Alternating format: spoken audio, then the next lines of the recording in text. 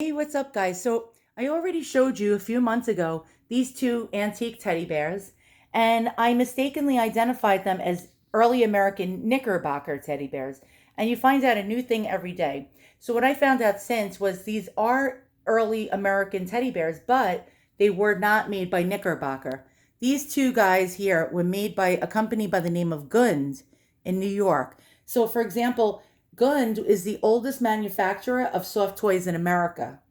And the company was founded by a German immigrant called Adolf Gund in 1898. And originally, the company made belts and novelties, including some soft toys. It wasn't until after 1906, after the company had moved to New York, that a range of teddy bears in different sizes were added to the Gund's product line. So these little guys are from the 1930s and probably somewhere is about 1933 to 1935. Now, the larger of the two is the older one. And the reason being is because the little guy over here has velveteen or velvet paw pads, and the larger of the two has felt paw pads. So the earlier ones had felt paw pads. And also, the little guy has different eyes than the bigger guy. So I don't know if you noticed, the bigger guy has hand-blown glass eyes, and the little guy has tin painted eyes. I don't know if you can see that, but they're tin, and they were painted.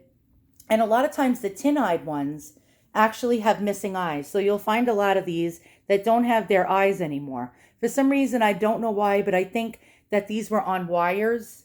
So they just stuck the wires in like a stick pin, and children would pull them out and they would go missing.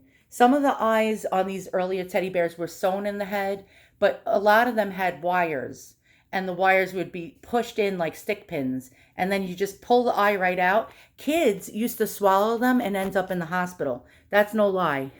So that's like a fun fact. Imagine that. Why is Jimmy at the doctor today? What brings you here? Oh, Jimmy swallowed his teddy bear's eyes. Oh my God, that must have been painful getting that out. So yeah, so these guys are really, really cool. They are actually swivel jointed bears. So their heads and their arms and legs all swivel. And they're very old. They're made out of mohair. And they both have conical shaped noses, which are quite pretty. This little guy has a conical shaped nose as well. But for a number of years, I thought these particular bears were made by Knickerbocker. But I found out through vigorous research that these particular ones look like Knickerbocker, but they're by Gund. So that's quite interesting. So if you have these bears in your collection, look for the signature conical shaped nose, tin eyes, and also it's if you look, like the nose is different from the rest of the mohair. That's another dead giveaway. And I believe the Knickerbocker bears, their noses were stitched across, and the Gund was stitched up and down. So that's another giveaway. But it's very hard sometimes to identify these old bears and figure out who made them and precisely how old they are. There are a lot of books out there on the market, but I noticed that some of the books, like they haven't made any newer books lately showing you like an identification for these bears. It's because of the internet.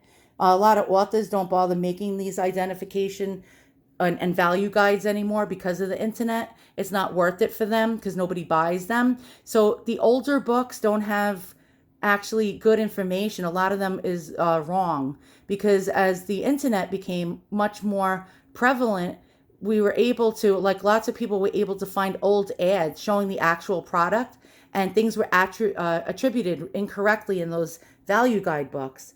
So once again, thanks for watching. If you like what you see, give me a thumbs up and a subscribe, and I'll see you guys all soon. So long.